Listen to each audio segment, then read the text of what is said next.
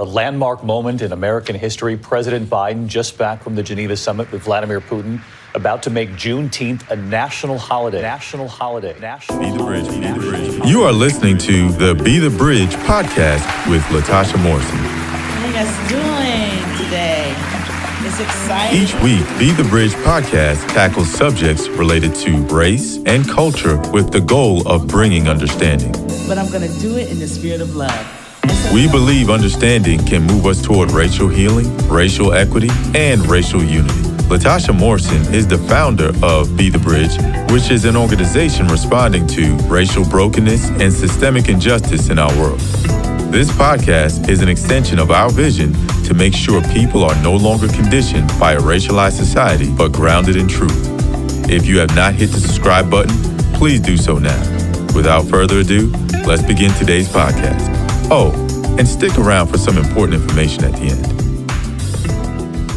Well, Be the Bridge family, thank you so much for tuning in to this episode. I'm Dr. Will Gravely. I have the honor and privilege of serving as a board member for Be the Bridge, and also in our amazing founder's stead for this episode. We are celebrating 6 years. Can you believe it? This is our 6th year anniversary, and I am joined in this incredible episode by an incredible leader. We have none other than Rasool Berry. Rasool Berry is teaching pastor of Bridge Church in Brooklyn, NYC. He's also a renowned writer, creative, and scholar as well. And so you will hear so much more from him. But this is, in fact, our Juneteenth episode. And so what better way to jump in than to just get maybe an overview from you, Rasool. What is Juneteenth?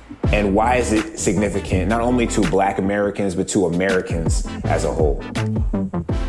Yes, so thanks for having me. Dr. Will, it's great being here, and I'm such a admirer of Be the Bridge and have been for years. Think it's, and obviously even pastoring at a church called Bridge, we have that connection. Like, that vision is prophetic for what people need. We need to make connections, not just between each other, but also with the divine, and recognizing that sometimes there's a gap, there's a chasm that to have to be crossed. And fortunately, we serve a bridge building God who causes us to be bridge builders ourselves. And so it's really a privilege for me to be here. And I think that is actually part of why I think Juneteenth is an important conversation. I think that it is an intrinsic opportunity to build bridges between the past and the present. Growing up in Philly, I didn't know much about Juneteenth, other than I had a classmate whose middle name was Galveston. And I was like, why is your middle name Galveston? He was like, well, yeah, it was out in Texas. Like, they didn't know about the Emancipation Proclamation for like 2.5 years. And I was like, what? That's crazy. And that was about all I knew about that moment. It was a blip, and I kept it moving because our stories are very different depending on where you are, in the country. Being from Philly, which, was really the bedrock of the abolitionist movement with the Quakers, William Penn, others, and became the hub of a lot of the, free African societies, Richard Allen, all of that. That's a different story than the story in Texas.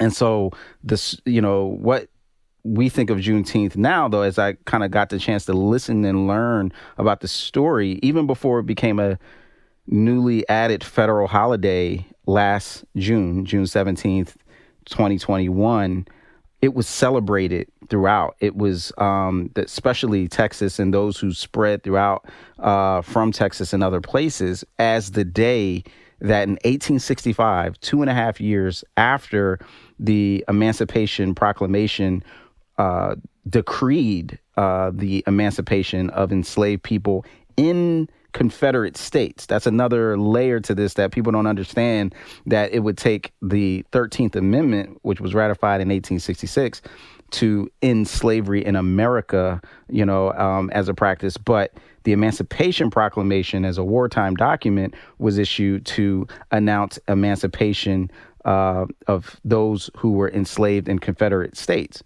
Now, as you could imagine, it wasn't like the Confederacy, who was at war with the Union, heard this decree and said, oh, okay, because the president that we don't recognize says that we should let these slaves go, that's what we're doing. No. In fact, the opposite happened. And this is something that I discovered later we can get into, that this is not just Texas's story, because essentially many slave-holding people, enslavers, moved and migrated from other parts of the country to come to Texas because they saw it as so far away from, it was the furthest pretty much west you could get from the Union, that they could keep their slaves, and they would bring the people that they had enslaved with them. And so in June 19th, 1865, a battalion of Union soldiers arrived in Galveston, Texas, which at that point was the largest city in Texas. It's an island, and it was, the ports were very important there, had a very large natural harbor, still does.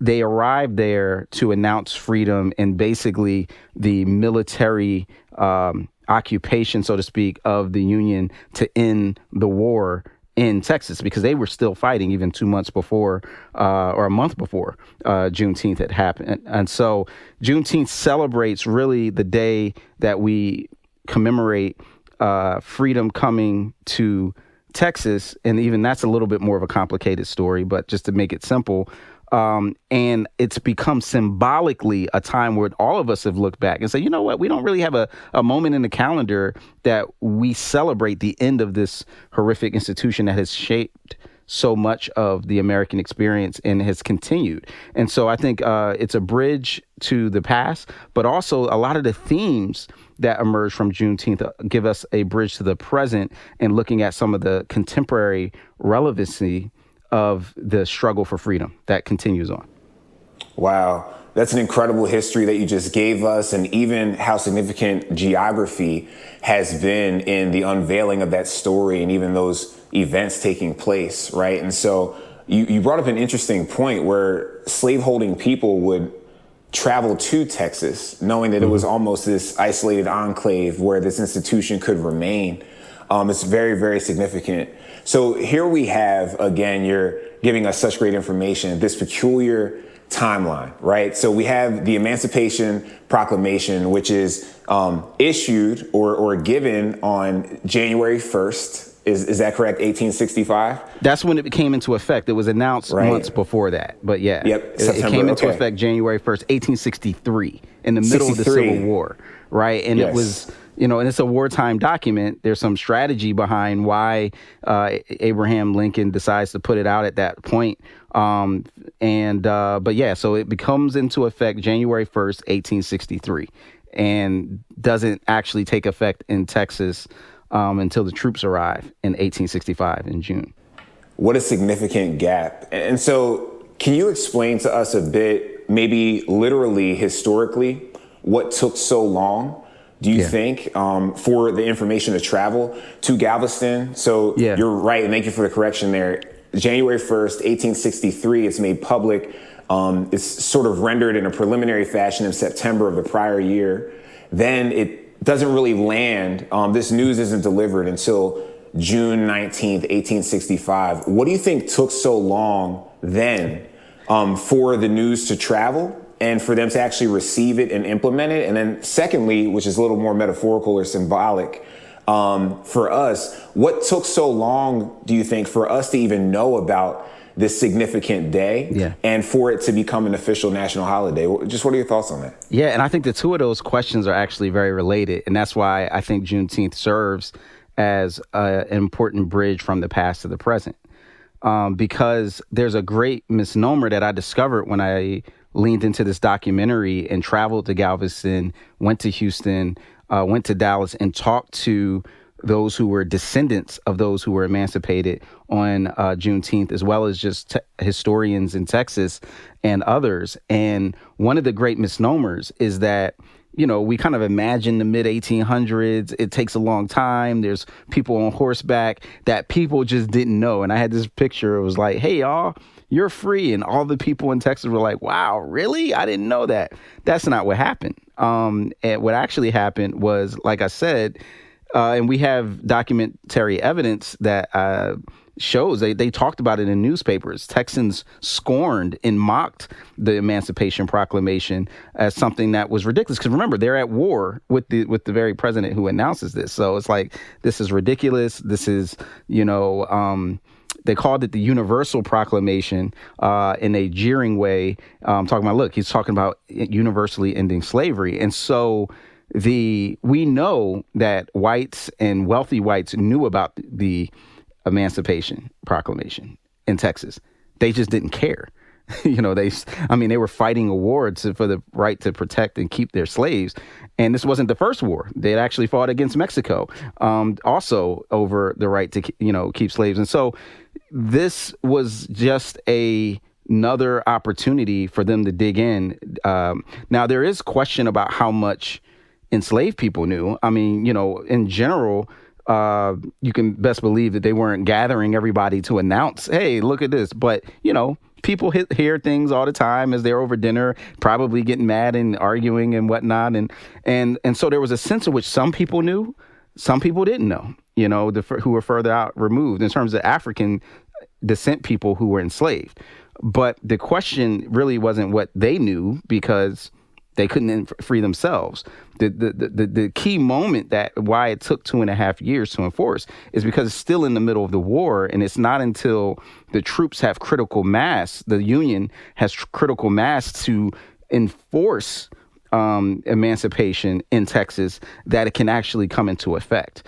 And so the delay and this struggle for freedom reveals that, contrary to what many of us were taught, it wasn't like the Emancipation Proclamation is signed and everybody just said, oh, you know what, we was wrong, let's hit the reset button. That it was a struggle to actually, there was one historian in Galveston, she said they didn't come here to inform, they came here to enforce. And there was this idea that they had to, by force, say, this is it. And slave people were free. And so that really relates to why we did not hear about this by and large, because that resistance to telling the story, the good news of full emancipation, of full equality, of full freedom, is still a resistance that we have. And so the fight over history, is gone. That's become front and center, in 2021. We're still arguing about the significance of 1619 and having debates to try to take it out of that curriculum and out of the classrooms, because people don't want to deal with and confront the history and the significance of the history of slavery in our country. They would rather avoid it. And that has consequences for what it means for us to lean into this sense of absolute equality today. And I think for the church in particular is really important because, the scriptures tell us where the Spirit of the Lord is, there is freedom, there is liberty, and that there's this prophetic vision that what I discovered that many of the enslaved held on to, of a holistic salvation that revealed itself in a deliverance that was body and soul, that also has to be reunified in a way that in many churches was separated, in order to also try to separate the reality of physically putting people in bondage while trying to also advocate for their spiritual freedom. Wow. What a significant picture. So you just gave us the theological perspective of full salvation, right? Not just soul, but body included.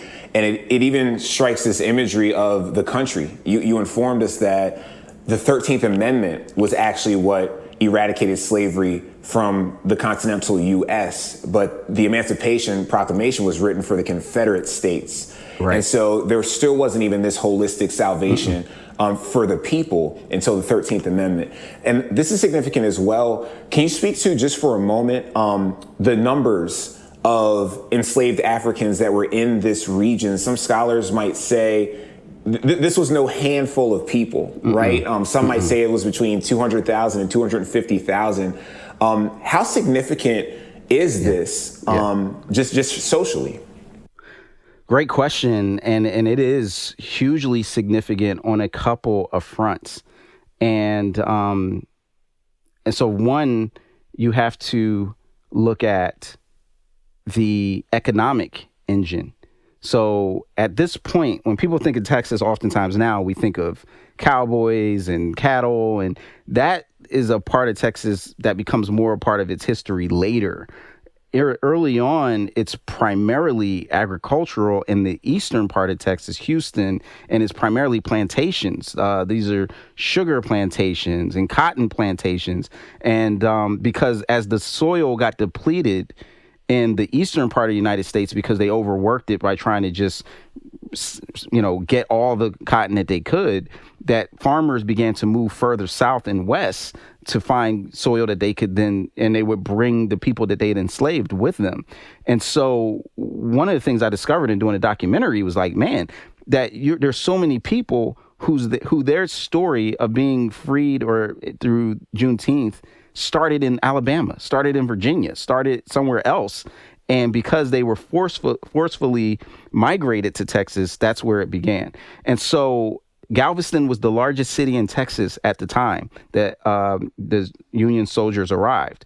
And it was because of the ports, and their major, economic engine was cotton, was sugar, were the things from these plantations. And so this was why they were willing to fight so vigorously in order to maintain that profit engine, because it produced for them enormous wealth on the backs of these enslaved people who were in bondage, on the backs of the people that they were separating by their families. Now, that leads to the second part, which is it's not just important economically, where there was millions of dollars being generated on the backs of thousands and thousands of slaves. But there's also the important psychological narrative of how they saw themselves. So Sam Houston and others who really, looked upon as the founders of Texas, they had given away tracts of land to entice slave owners to come and to occupy Texas so that they could, grow the state. And a lot of times the story that people tell themselves to justify that kind of gross inequality is that these people deserve to be, we're doing them a favor by and putting them in bondage. God has given us the right to not just the right, the responsibility to put them in bondage, because otherwise they would be savages and destroy themselves and eat each other. And now we get to evangelize them. And so these lies, are firmly embraced in order to justify what is happening. So think about what that means when that whole system becomes unraveled. When these troops come in by gunpoint and now say you are forced to let these people go and to do what they want to do with their lives, it's also a upending of the social order. Because now I have to think about people who I've been taught in sermons, in classrooms, in, economic and social encounters that they are less than, and now I have to somehow treat them like equals? Like what? And so that story is as revolutionary and is dynamic and is wrought with meaning and possibility as even the economic engine. And the two of those go hand in hand. And so Juneteenth offers us an opportunity to think about both the resistance to that resetting of the relationship, but also the ongoing need for us to renew our minds about how we see each other as co-equals. And that legacy of that story of white supremacy has still continued throughout time, in the 157 years since. That is so significant.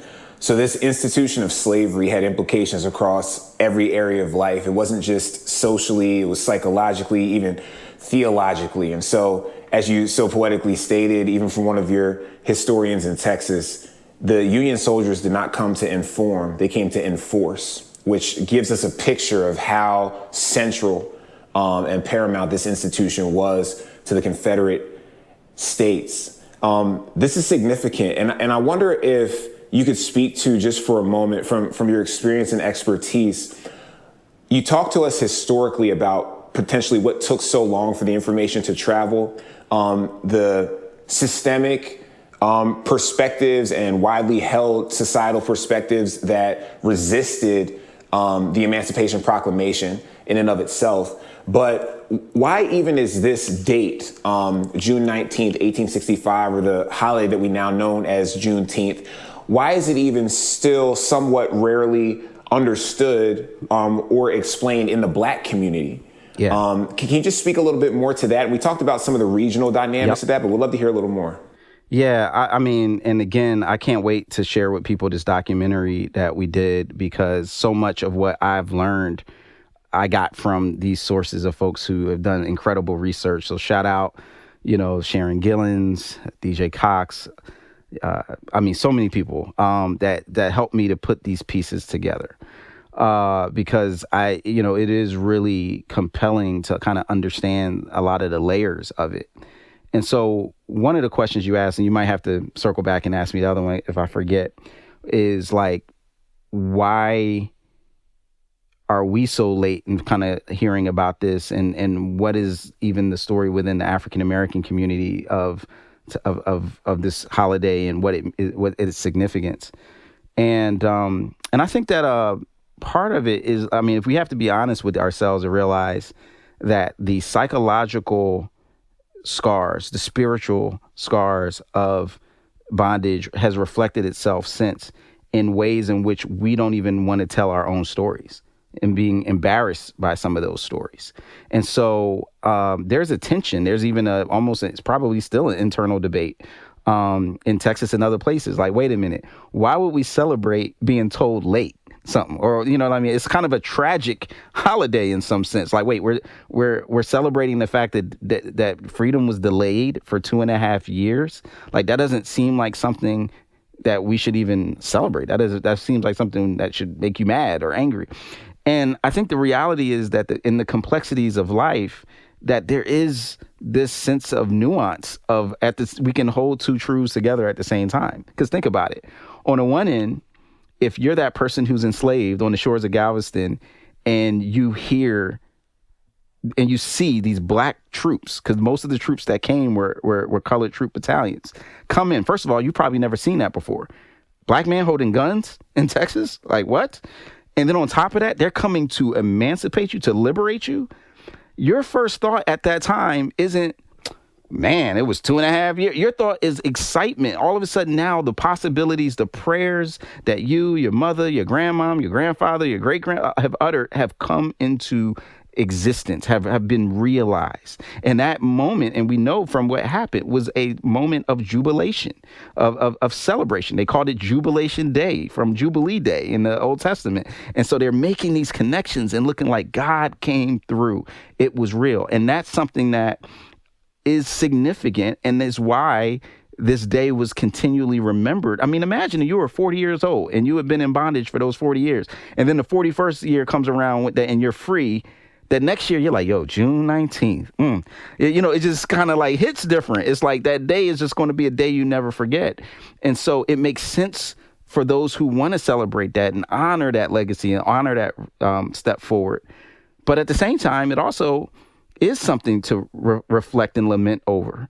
Because I just think about those 2.5 years of what could have been, of people who were still brutalized, raped, just taking advantage of that. Man, if that would have been executed immediately, that 2.5 years, it can feel like a short amount of time, but just think about being in prison for 2.5 years for something you didn't do, and how that you can't get that life back, right? And so I think we need to make space for people to respond and to feel all sorts of different ways about that day. And that is part of the reason why I think there's a complexity there in terms of, how people can feel about it. But I don't even think that's the main reason, because the reality is, if you go to Texas, you go to Louisiana, you go to other places where they have these days, like, these people still found out about it. Another challenge or unique reality is, as we talked about with the states, so like Kentucky, Delaware, they were slave-holding states that did not join the Confederacy, that stayed in the Union.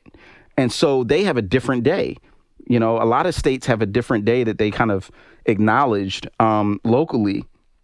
And so there is a sense in which honoring June 19th as the day that we acknowledge the end of slavery, you could say is a bit arbitrary, because even in Texas, the troops they don't get to Houston until the next day, right? They have to still move. And so it's, folks, but even though it could be arbitrary, it's still significant to have a moment to reflect. And so regardless of if you were in New York, or in that day is a whole different day when that was ratified and it was a free state for a lot longer, or if you were in Maine, or if you were in, and maybe never was a slave state, or if you're in Texas, it's a moment for all of us to reflect on this national moment and look at both the horror and remember and the lamentation involved with slavery, but also the joy of freedom and the promise of freedom, and what that means for us both physically and spiritually, because the two are related. You know what I mean? Because their prayers and their honoring of each other, of the Lord, of this sense of calling on their life that they didn't let go of, kept them going. And so when I look at what happens in Buffalo and this hate crime and this shooting, or if I look at George Floyd, I can lean on the prayers of those who were at Juneteenth to give me guidance and comfort and perspective. I can lean on their faith to inform my faith, to say this too shall pass. Because that's a story that's continually being told. That's a story that's continually being told. That's a story that's continually being told. That's a story that's continually being told. Well, hello, Be the Bridge podcast listeners. Happy June. I am so excited, really honored to announce that June is my birthday. Just kidding, but it actually is my birthday. But there's something else that is special about June, and that is the Be the Bridge anniversary month. We've reached 6 years. Can you believe it? 6 years of ministry. For the entire month of June, we are celebrating God's faithfulness to us over this time. I'm telling you, it has been a journey. It has been ups and downs, a lot of surprises and turns, but in the midst of it all, God has been so faithful to us. As we celebrate our anniversary month, I want you to know that we are in the midst of planning some exciting new courses that will launch in the fall. We're continuously updating our curriculum, and we're creating opportunities for bridge builders to engage and grow at all levels. So I want you to stay tuned for some exciting things that are coming this fall and early 2023 from Be the Bridge. It's really going to help equip you to do this work of racial literacy so that we can all live in a reconciled world. That is something that I dream for. That is something that we want to see reimagined, and we can partner and do this together. Each person doing something equals something. You can support and sustain our mission as a recurring partner. You can join the exclusive Blueprint community at bethebridge.com/give. If you can't contribute on a recurring basis, we understand that things are tight. That's okay. Make a one-time gift and help us continue to produce the programming like our podcast. This work is only possible because of your generosity of bridge builders like you. So join us at bethebridge.com/give, and let's keep building bridges together, and let's really commit to shifting perspective and reimagining our systems and changing the world.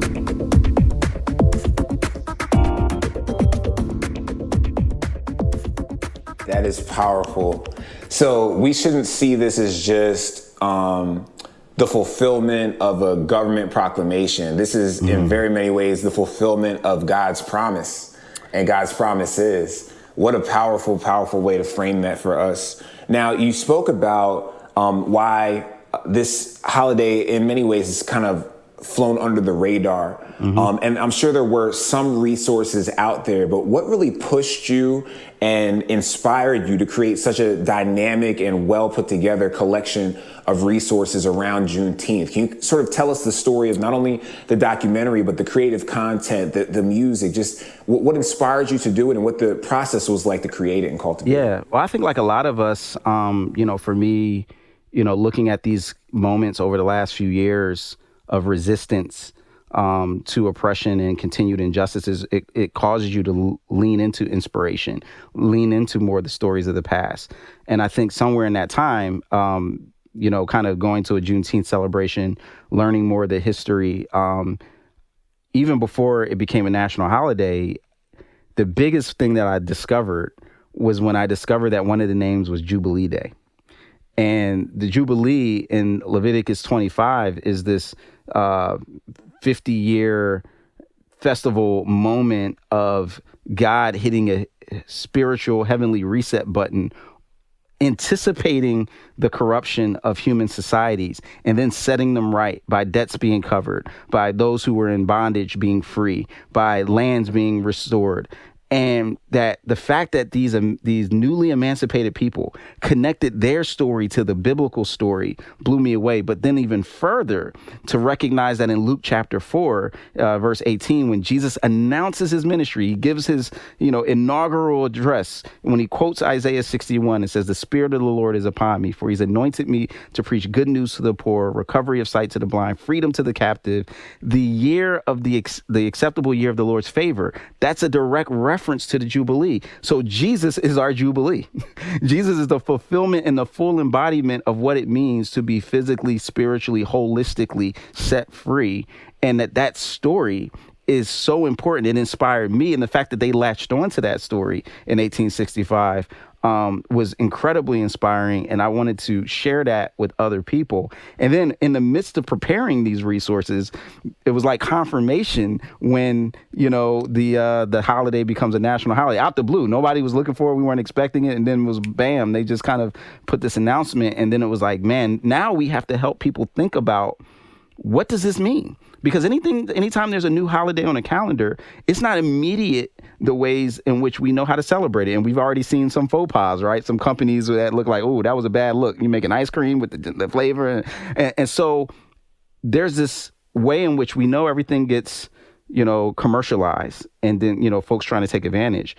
But what does it look like to have a FUBU celebration for us, by us, that is reflective of the initial impetus, heart, spirit, and that brings us into today? And so I was like, in order to understand that, I got to go back to where it started. I got to go to Galveston and kind of hear from the elders and listen and sit with them as they kind of inform the story. And what I got was way more than I could have imagined. And I'm like, what we get to do here with these resources is help people think about in practice what it means to celebrate emancipation, and what it means to reflect on, not just celebrate it, but also to advocate for and to continue to fight for the full. Because there's a line in the General Granger's General Order Number 3, when he reads, and he not only does he say that, those who were enslaved are emancipated, but he says, and are now have absolute equality between former slaves and slave masters. And that phrase, absolute equality, is prolific, it's prophetic, but it's also been not fully realized, the absolute equality. And so that's the vision that we have to keep reflecting back on in order to move forward. Wow. That is so significant. And we are forever grateful for the work that you and your colleagues have done to create these incredible resources for us. Like you said, Juneteenth was known as Jubilee Day, and to look at the biblical significance of that, and to fellow bridge builders that are listening in our wider audience, you know very well that we are deeply entrenched in the work of reconciliation, restoration, and justice. And Juneteenth is a pure picture of just that, not only in the physical space in society in this country, but also the spiritual significance of it. Even as these enslaved Africans who happen to be in the United States, the not yet United States, in fact, were praying for the Lord to truly deliver freedom. And even as you echo these words of true and pure equality, that is clearly something that we can celebrate as we look to the past and the significance of this day, but it's also something that we are still fighting for even now. As a pastor yourself, as a community leader, well, actually, before we shift into that and your work on the ground through Bridge Church, would love to just hear, what are the components of this incredible resource? You spoke about this documentary, but we understand that there's music as well. There's some creative literature. Would love to just hear about all the different ways you express this great information. Yeah, no. So in addition to being the teaching pastor at the Bridge Church, I also serve as the content developer and partnership liaison with Our Daily Bread Ministries. And Our Daily Bread has created devotional materials for over 80 years. And there's a little known, but becoming more known, Voices collection within Our Daily Bread, which has for the last maybe 5 years created Black History Month devotionals where we lean into, folks who are experts in their field and reflect on the scriptures through the context of Black history. And so this year we released our first ever Juneteenth devotional. It's a 10-day devotional that has a scripture meditation, articles from folks like Kimini Uwan and Jonathan Chisholm and Barbranda Lumpkin Wells. And so it's a great resource. And we have this available for folks to order online and actually order the emails to be sent directly to you. There's a booklet that we probably will run out of by the time folks hear this, but don't worry. Next year we'll still have some that you can order and have physical copies of. But for right now, we have the reading plans that are available. In addition to the reading plan, there's also a film, and the film is called Juneteenth: Faith and Freedom. And it follows my journey as I try to make sense of the history and legacy of slavery as a Black American Christian, and all the ways and the complexities that those things play themselves out. We did this in partnership with the Jude 3 Project and Lisa Fields. And so it's a venture with them that we're excited about. And we follow the story not just in Galveston, but we go to Houston, which was the first freedmen's town was established there, where, as the name suggests, this is like the what next part of the story, which becomes 3rd Ward, 4th Ward, Houston. And then we continue out the story and talking to people like Miss Opal Lee, who is known as the grandmother of Juneteenth. She is 95 years old, feisty as ever, and began to march at 89 years old across the country to spread awareness about Juneteenth. And when it became a national holiday, the Biden administration flew her up to D.C. to honor her and to acknowledge her for bringing awareness. And now she's a Nobel Prize nominee for peace. We also talked to Lecrae and worked with him, and which also speaks to the musical part of it. We know that Jubilee is celebration, and that's a key part of the culture. And so we wanted to express this with brand new music. And I think first of its kind music. We put together artists, Lecrae, Propaganda, Sho Baraka. We have gospel artists like Lucius Hoskins. We have the poet laureate of San Antonio. Her name is Vocab. She appears in the film, wrote 2 original pieces. We have tracks upon tracks upon tracks, 10 to 12 that we're coming out with that are celebrating these themes of freedom, specifically leaning into it and being inspired by Juneteenth and that story. And so that's coming out. We also have a podcast, on my podcast, Where You're From, where I interview a professor of history. I interview a historian and professor named Dr. Carrie Lattimore, who teaches in San Antonio, and he also appears in the film.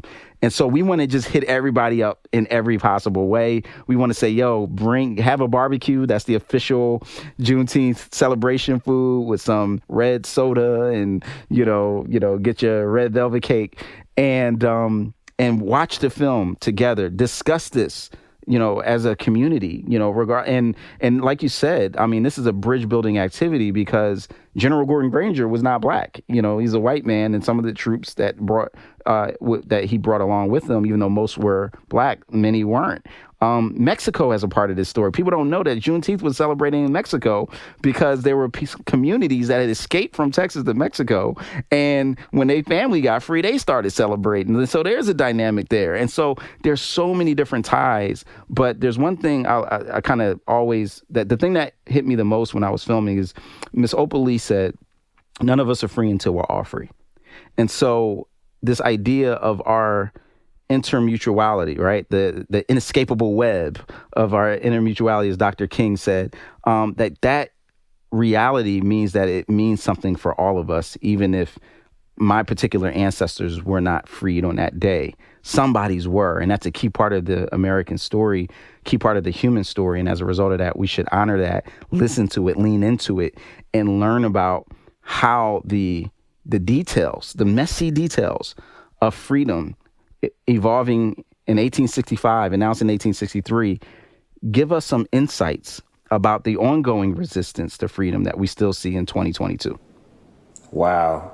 This is so significant and such a gift to all of us. And so to all of our listeners out there, please, please, please go get Juneteenth, Faith and Freedom. Go get the 10-day devotional. Go get the album. Go get all of it. This is an incredible resource for all of us, not only in this bridge building work, but all of us that are citizens of this country, all those who recognize the significance and the connection between faith and freedom. And as you stated so well, none of us are free until we're all free.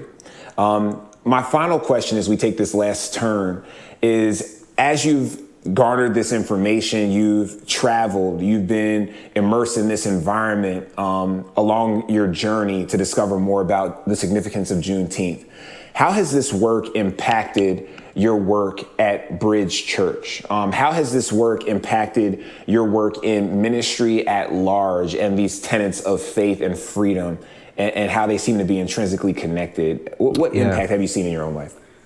Oh, man, it's a great question. And I think that, I'll be honest, even as I have worked to integrate my faith in practice,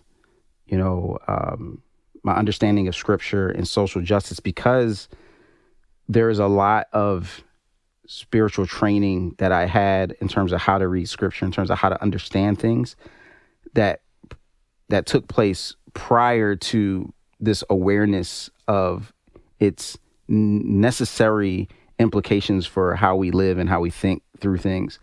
Because there was time there, I still have to work to see the spiritual implications of social issues. Like, that's still something that doesn't come as intrinsically as I'd like it to, or that I think it appears in the scriptures. And so this helped me take another step in the journey of seeing the immediate spiritual implications. Just the mere fact that, when I go to Houston, one of the first things that the emancipated do in Freemanstown is build a church. And I asked the question, why? Why would they build it? Why would that be the first thing you do when you get free and you have a community? And it was like, it's because, one, they wanted to give thanks to God for freeing them. And two, they recognized that the literacy that the lead pastor in Houston, his name is Reverend Jack Yates, who there's still a high school named after him in Houston, that has existed as the legacy that he emphasized literacy and education because someone taught him how to read the Bible when he was enslaved, and he wasn't supposed to be learning how to read it, but he did. And it unlocked the truth of who he was that was in a counter narrative to what the person who enslaved him said about who he was. And so he knew the potential and the possibilities that was involved with literacy. And so he started schools. He started to help people be landowners and bring their resources together. They literally pulled their resources together under Reverend Jack Yates to buy Emancipation Park, which is still where Juneteenth celebrations are had 156 years later or so. And so that has helped me to see that history, that social issues, that the idea of freedom is always connected to our faith. And that when we pray, Lord, your will be done on earth as it is in heaven, that is a prayer that earth become more like heaven. And so Juneteenth is a moment where earth became more like heaven. And as a result of that, it is a moment that we ought to celebrate and recognize, because that sense of freedom, that sense of perspective, it allows for people to fully be who they were made to be in the image of God. And so that message, seeing it, hearing those stories, has helped me to continue to integrate that better in my preaching, in my teaching, in my work at the church and anywhere else God sends me. Wow, that is so, so significant. And thank you for sharing that perspective, even that push for education and literacy, and even the revelation in some senses, literally, that in that moment, earth became just a little more like heaven. That is incredible. Well, Rasool, the way that we like to wrap up each episode is by asking this simple question that may have a complex response or maybe just a simple answer. But where do you find hope these days? Where do you find hope? Right now, I find hope in the prayers and the faith of the ancestors who came before me, who saw through the lies of what they were told about God. There's a lot of people still lying about God right now and using that to justify all sorts of political and social ambitions. But I have hope by seeing a people look past that and call the moment of their emancipation a Jubilee, a day that they see true in the scriptures. And I'm like, man, when I start to lean into what they had to go through, not just up until June 19th, because as we talk about in the film, that in some ways the struggle only became different after June 19th, and in some ways even more difficult. And when I look at that and how perseverance happened, I am given more vision and hope and perspective that we can make this happen continually, that this is the story that God is continually telling in us and through us. And as a result of that, I can keep going. I got faith to run on. And now I got some tracks to listen to as I go to run on. And I got a film that I can share people to tell them the story of the fact that this hope has continued. And so you can find it at Juneteenth.experiencevoices.org. Juneteenth.experiencevoices.org. And that's how you can find all of it. Everything will be there. And we're excited. And thank you so much for having me and allowing me to be part of this conversation. Rasool, it is our absolute pleasure, and you actually give us hope as well in your incredible work, not only surrounding Juneteenth, but also your work in ministry on the ground and throughout communities across this country. And so we are grateful for that. Once again, can you please give the link where we can get this incredible resource, Juneteenth, Faith and Freedom? Yes. So Juneteenth.experiencevoices.org. Voices is the name of the collection that we put out a lot of our resources on. You can sign up for our email newsletter. The film becomes available June 3rd, and we encourage everybody to watch it, download, buy the music, have the whole experience, and be inspired by the story. Well, Be the Bridge family, you heard it, Juneteenth.experiencevoices.org. Incredible leader, pastor, content creator, scholar, Rasool Berry. We are so grateful. And for all of you tuning in, please go check out this incredible resource and find a way, even in your bridge building work, to celebrate this incredible day that served as a bridge between past, present, and future. I'm your host, Dr. Will Gravely, honored to serve as a board member of Be the Bridge and sitting in the stead of our incredible founder and leader, Latasha Morrison. We love you all, and until next time. Go to the donors table if you'd like to hear the unedited version of this podcast. Thanks for listening to the Be the Bridge podcast. To find out more about the Be the Bridge organization and or to become a bridge builder in your community, go to BeTheBridge.com. Again, that's BeTheBridge.com. If you've enjoyed this podcast, remember to rate and review it on this platform and share it with as many people as you possibly can. You can also connect with us on Facebook, Twitter, and Instagram. Today's show was edited, recorded, and produced by Trayvon Potts at Integrated Entertainment Studios in Metro Atlanta, Georgia. The host and executive producer is Latasha Morrison. Lauren C. Brown is the senior producer. And transcribed by Sarah Conitzer. Please join us next time. This has been a Be the Bridge production.